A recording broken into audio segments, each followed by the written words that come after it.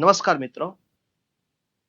આમ કહેવાય કે આ વર્ષ ડિપ્લોમા સિવિલ એન્જિનિયરિંગના વિદ્યાર્થીઓ માટે સુવર્ણ વર્ષ છે. આગળ તો લગભગ જગ્યા હતી જ ઘણી બધી. તદુપરાંત એ જ સિરીઝને આગળ વધારતા ગુજરાત ગૌણ સેવા પસંદગી મંડળ દ્વારા કહેવાય કે ડિપ્લોમાના એન્જિનિયરિંગના વિદ્યાર્થીઓને જ્યાં જવાનું સ્વપ્ન હોય છે એવી સર્વેરની એક્ઝામ ક્લાસ 3 માટે આવી ગઈ છે. તો આજે આપણે મિત્રો સમજવું છે કે આ સર્વેની એક્ઝામ ના ફોર્મ કેવી રીતે ભરવાના છે. સાથે સાથે મિત્રો જાણવું છે કે આ વખતેની એક્ઝામ કઈ પેટર્નથી લેવાશે, કયા વિદ્યાર્થીઓ આ એક્ઝામ માટેની ક્વોલિફિકેશન ધરાવતા હોવા જોઈએ, વગેરે વગેરે જેવા અનેકવિધ પ્રશ્નોનું નિચોડ તરીકે અહીં 4 પોઈન્ટ મેં આપ્યા છે. વેકેન્સી આપણે જાણવી છે, એલિજિબિલિટી, ઇમ્પોર્ટન્ટ ડેટ્સ અને એક્ઝામ પેટર્ન.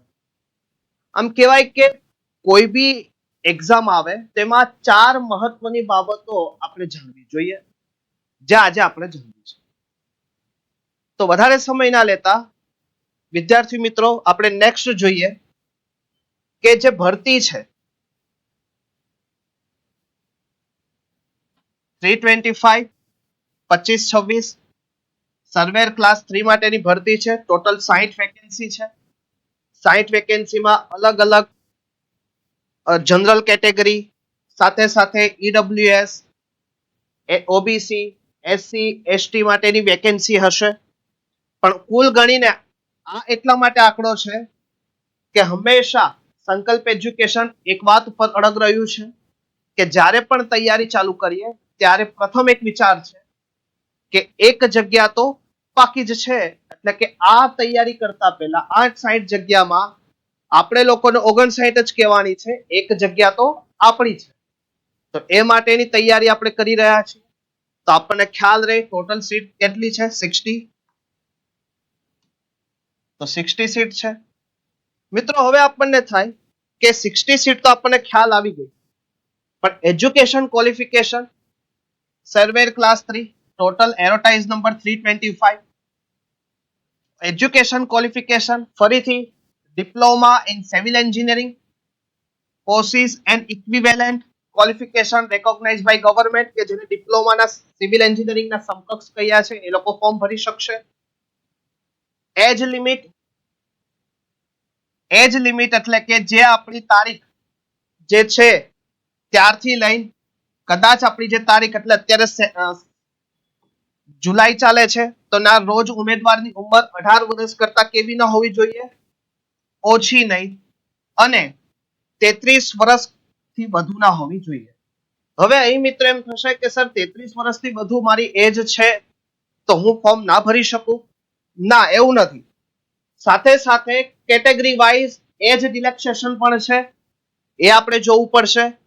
એટલે વધારે જે એજ રિલેક્સેશન કઈ રીતનું છે, સાથે કેટલી એજ આપણને પ્રાપ્ત થશે, કેટલી મેક્સિમમ એજ સુધી આપણે ભરી શકશું, એની ડિટેલ માહિતી આપણી ટેલિગ્રામ ચેનલ ઉપર એક એડવર્ટાઇઝ મારફતે પીડીએફમાં આપણને મેન્શન કરેલી છે. અત્યારે આપણે જે વાત કરવી છે ઉપરથી સમજવું છે કે એક્ઝામ કેવી રીતે લેવાશે, એની પેટર્ન કેવી રીતની હશે, ફોર્મ ભરવાનું સ્ટાર્ટ ક્યારે થશે. તો આપણે સમજીએ. નેક્સ્ટ જે આપણી સ્લાઇડમાં ઇમ્પોર્ટન્ટ ડેટ્સ કે જે આપણે યાદ લખી રાખવાની છે ખાસ. Opening date of online application 14 July start થશે. એટલે હમણાં મેં જે પ્રીવિયસ તમને વાત કરી હતી કે જે 18 વર્ષ કરતા ઓછી, તો અહીંયા આવશે તમારી 14/7/2025. એટલે કે 14 જુલાઈના દિવસે તમારી 18 વર્ષ કરતા કેવી ના હોવી જોઈએ, ઓછી ના હોવી જોઈએ. આમ તો એન્ડ ડેટ આવે, એટલે એન્ડ ડેટ તમે કરવા જશો તો 28 સમથિંગ આવશે, 28 જુલાઈ. તમે જ્યારે પણ ભરો એન્ડ ડેટ પહેલા તમારી એજ 18 વર્ષ પૂરી હોવી જોઈએ. એક ખાસ આ વસ્તુ અહીંયા યાદ રાખવાની છે.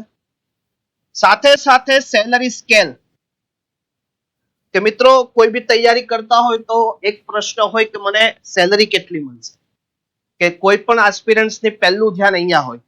તો અહીં 40,800 આપણને સેલરી પ્રથમ 5 વર્ષ માટે મળશે.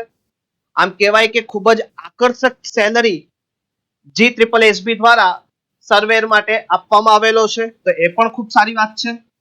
આગળને આપણે વર્ક આસિસ્ટન્ટ ડબલ એ માં સારો સેલરી હતો. વર્ક આસિસ્ટન્ટ કરતા કહેવાય કે સર્વેર માટે સેલરી સારો ઓફર થયો છે.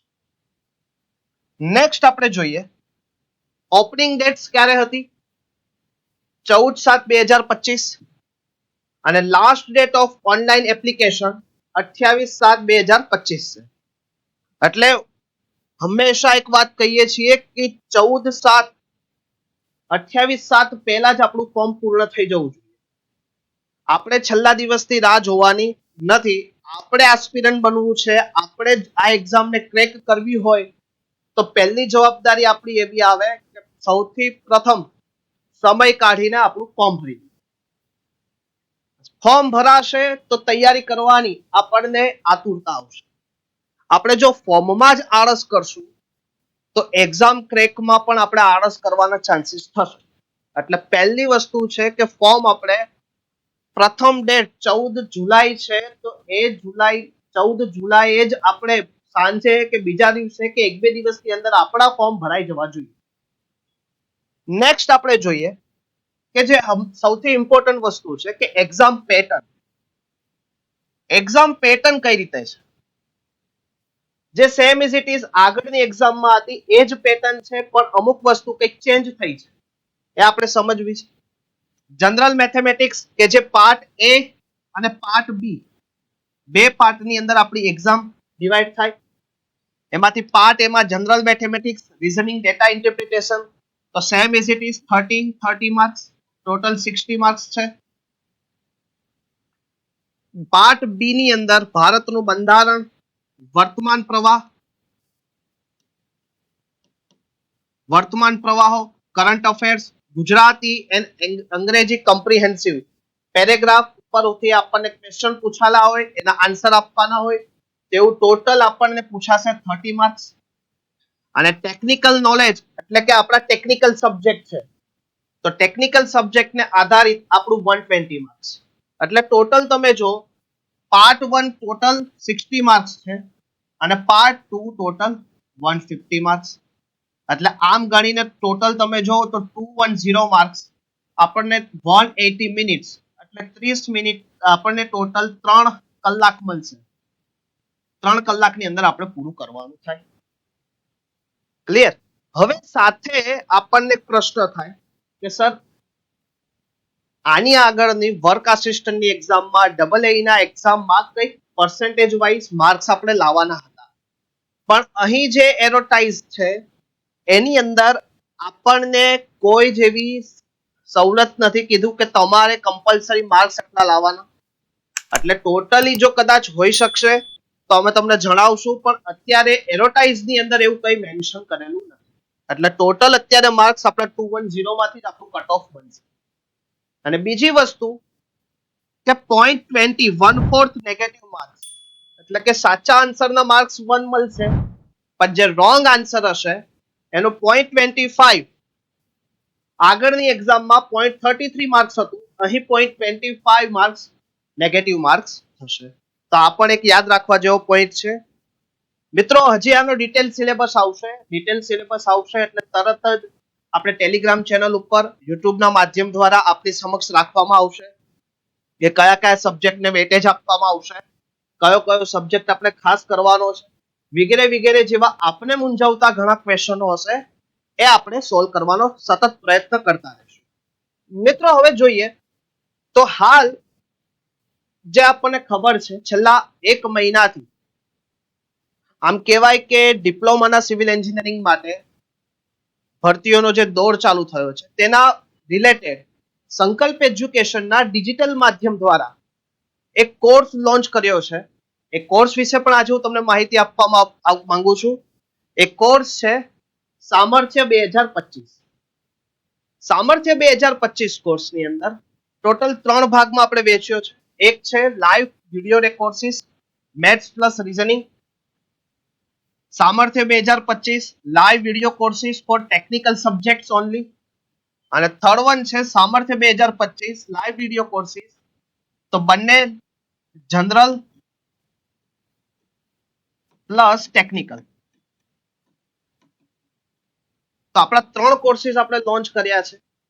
તો આ 3 કોર્સીસમાં આપણે ભાગ લઈ શકાય કે આપણને કઈ તૈયારી કરવી છે. જનરલની તૈયારી કરવી છે, મેથ્સ રીઝનિંગની તૈયારી કરવી છે, અને સાથે સાથે ટેકનિકલ સબ્જેક્ટ પ્લસ જનરલ રીઝનિંગની તૈયારી કરવી. તો ત્રણેય ઓપ્શન આપણી પાસે ઉપલબ્ધ છે. મિત્રો, આ કોર્સીસની અંદર આપણને પ્રાપ્ત શું થશે?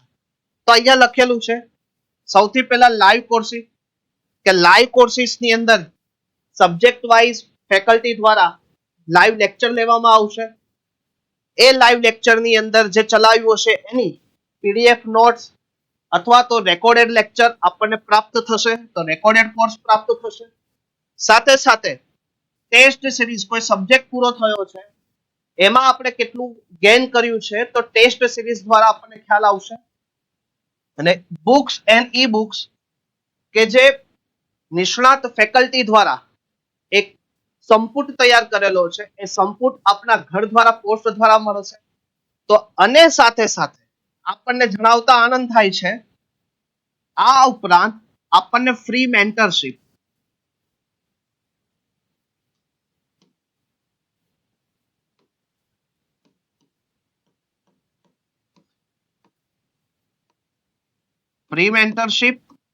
તો ખરી જ કે આપણને કોઈ મૂંઝવતો ક્વેશ્ચન છે, આ ફેકલ્ટીને કોલ કરીને પૂછી શકો છો. આપણને મૂંઝાતો કોઈ ક્વેશ્ચન છે, આપણને કોઈ ક્વેરી છે તો આપ પૂછી શકો છો. સાથે સાથે જે એસ્પિરન્ટ છે આપણા, કે જે પાસ થયેલા ઉમેદવારો છે, કે જે અત્યારે અધિકારી છે, સરકારના વિવિધ વિભાગોમાં કાર્યરત છે, સર્વેયર તરીકે, વર્ક આસિસ્ટન્ટ તરીકે, એવા વિવિધ અધિકારીઓનું આપણને માર્ગદર્શન મળશે. અને માર્ગદર્શનની અંદર ખ્યાલ આવશે કે એમણે કઈ રીતે તૈયારી કરી હતી, મારે કઈ રીતે તૈયારી કરવી, અને સંકલ્પ એજ્યુકેશનનું પ્લેટફોર્મ હવે પછી આપને કેવી રીતે ઉપયોગી થશે એની વિશેષ માહિતી આપને પ્રાપ્ત થશે. તો આ મિત્રો આજે આપણે જે જોયું તે વિશે વિશે માહિતી જોતી હોય તો આપને કોન્ટેક્ટ કરશો સંકલ્પ એજ્યુકેશન ડિજિટલ પોર્ટલ દ્વારા, ટેલિગ્રામ ચેનલ, યુટ્યુબ ચેનલ, સંકલ્પ એજ્યુકેશન ઇન્સ્ટાગ્રામ, ફેસબુક, અને આ નંબર ઉપર કોલ કરીને આપ વધારે ઇન્ફોર્મેશન પ્રાપ્ત કરી શકો છો. તો ફરીથી આપણને જે આ તૈયારી માટે એક અમૂલ્ય તક પ્રાપ્ત થઈ છે, આ તકને આપણે વેડફવી નથી.